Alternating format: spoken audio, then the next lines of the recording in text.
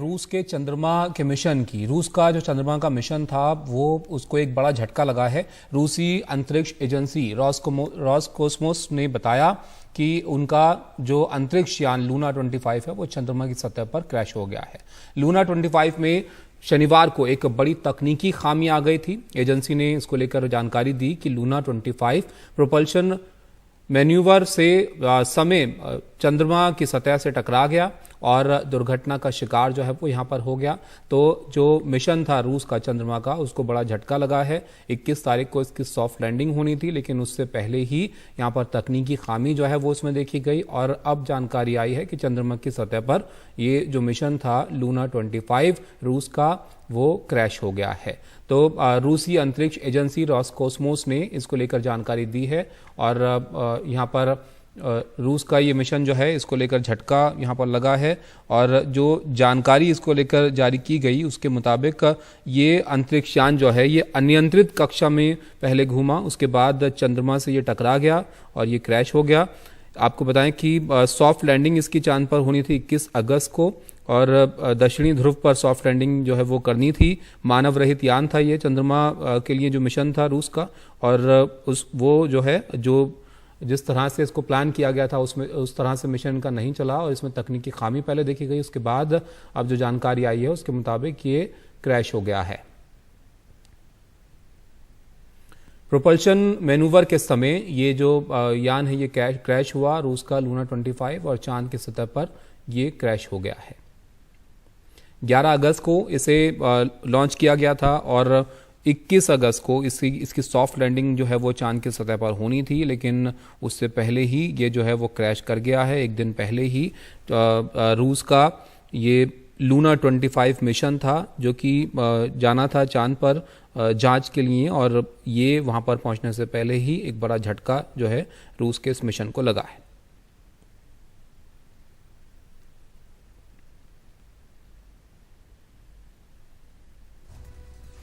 तो ये जो मिशन था रूस का, इसके अंदर भी काफ़ी तकनीक का इस्तेमाल जो है इनकी तरफ से किया गया था, जिसमें ऑटोमेटिकली अपना रास्ता यानी ऑर्बिट सेलेक्ट कर लेता।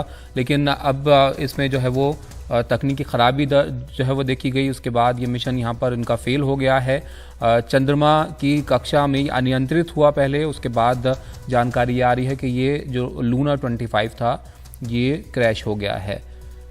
11 तारीख को इसको लॉन्च किया गया था और 21 अगस्त को ये जो मिशन है इनका, इसकी सॉफ्ट लैंडिंग होनी थी चांद के दक्षिणी ध्रुव पर। उससे पहले ही यहाँ पर ये मिशन जो है वो फेल हो गया है।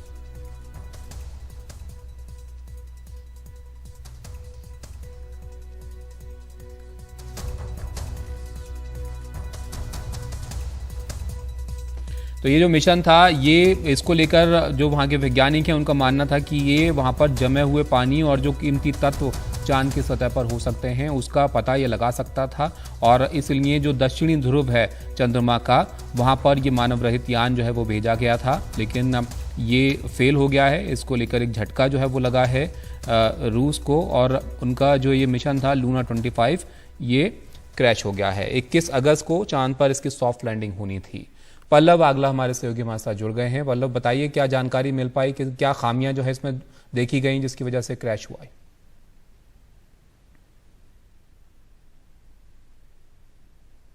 आपका सवाल मुझसे है?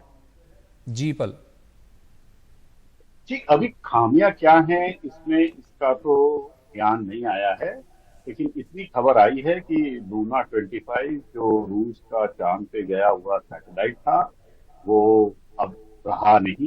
इतना ही कहा गया है, सीज टू एग्जिस्ट। रशिया की अपनी भाषा होती है, और मीडिया बता रही कि वो क्रैश लैंड कर गया है चांद की सतह पे। देखिए, चांद पे लैंडिंग मुश्किल होती है और रूस अगर कामयाब नहीं हुआ तो यही दर्शाता है कि ये रॉकेट साइंस है और कहीं ना कहीं इसको करने में बहुत मुश्किल आती है। इस वक्त भारत के वैज्ञानिक मुशक्कत में लगे हैं कि चंद्रयान 3 का विक्रम लैंडर अपनी सही जगह पे लैंड करे 23 अगस्त को। लेकिन हाँ, रूस जिसके पास इतना एक्सपीरियंस है, इतने रॉकेट बनाता है, इतने सैटेलाइट बनाता है, और 4 दशक से ज्यादा के बाद वो चांद की ओर रुख किया था रूस ने, और चांद की तरफ उसने लैंडिंग की कोशिश की थी और वो सक्सेसफुल नहीं हुआ। तो ये एक बड़ा झटका है रूस के लिए। लेकिन बड़े मायनों में देखा जाए तो ये दर्शाता है कि चांद पे सॉफ्ट लैंडिंग आसान नहीं है। और सोलेस हमको नहीं लेना चाहिए कि चंद्रयान 2 में हमारा विक्रम लैंडर क्रैश किया था। लेकिन हाँ, उम्मीद है, इसरो के वैज्ञानिक मुझे बराबर बता रहे हैं कि उन्होंने बहुत टेस्टिंग की है, बहुत सिमुलेशन किए हैं, जिससे कि चंद्रयान 3 का विक्रम लैंडर शाम को 23 अगस्त को सक्सेसफुली चांद की सतह पे सॉफ्ट लैंड कर सके। लेकिन हाँ, रूस में को झटका लगा है जरूर। और रूस भी एक बड़ी पावर है, वो उभर के दोबारा आएगी, वो रहने वाली नहीं है। और ये ऐसी कोई रेस नहीं थी रूस की और भारत की, और जिसमें कि अब भारत आगे हो गया, रूस पीछे हो गया। देखिए, रूस भारत का गुरु रहा है स्पेस हम्म। टेक्नोलॉजी में, और ये गुरु चेले की कोई रेस नहीं थी। अब ठीक है, अच्छा रूस का पल्लव, ये क्रैश जो हो गया, मिशन था कोई बात। लूना 25, अगर इसकी हम बात करें, क्योंकि हमारा चंद्रयान 3 मिशन भी है, तो ये काफी कम वक्त में जो है यहाँ पर इसको चांद पर पहुंचना था। 11 तारीख को इसको लॉन्च किया गया था, तो यहाँ पर अलग तरह का तरीका जो है वो अपनाया गया था। जी, देखिए, कोई फर्क नहीं। फर्क इतना है कि रूस के पास थोड़ा हेवी ड्यूटी रॉकेट था, और लूना 25 हल्का था। उससे उसको ऐसा लॉन्च किया कि वो सीधा चांद की ओर चला गया। हमारे पास, भारत के पास उतना हेवी वेट रॉकेट नहीं था जिससे कि उसको सीधा भेजा जा सके। तो जब आपके पास रिसोर्सेज कम हो और ड्रीम्स बड़ी हो, तो उसको कोई ना कोई स्मार्ट सोल्यूशन निकालना पड़ता है। तो भारत के वैज्ञानिकों ने स्मार्ट सोल्यूशन निकाला था कि उसको धरती के चारों बगल घुमाया, और फिर धरती की ही ग्रेविटी को यूज करके चांद की तरफ भेज दिया।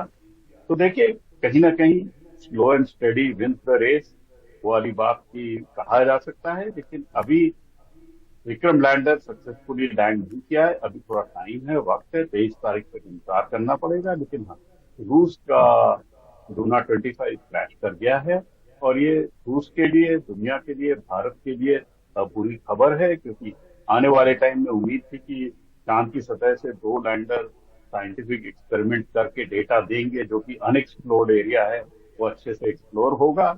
तो अब दुनिया की निगाहें अब विक्रम लैंडर पे हैं, और उम्मीद ये रखनी चाहिए कि विक्रम कामयाबी से पहुंचेगा और डेटा जी, आएगा, दुनिया को देगा। बहुत शुक्रिया आपका पल्लव, ये सब जानकारी जो है वो साझा करने के लिए। तो रूस का जो मिशन था लूना 25, ये फेल हो गया है, ये क्रैश हो गया है, और अब सबकी निगाहें चंद्रयान पर होंगी। वो वहां पर लैंड करेगा तो वहां से क्या जानकारी जो है वो निकल कर सामने आती है।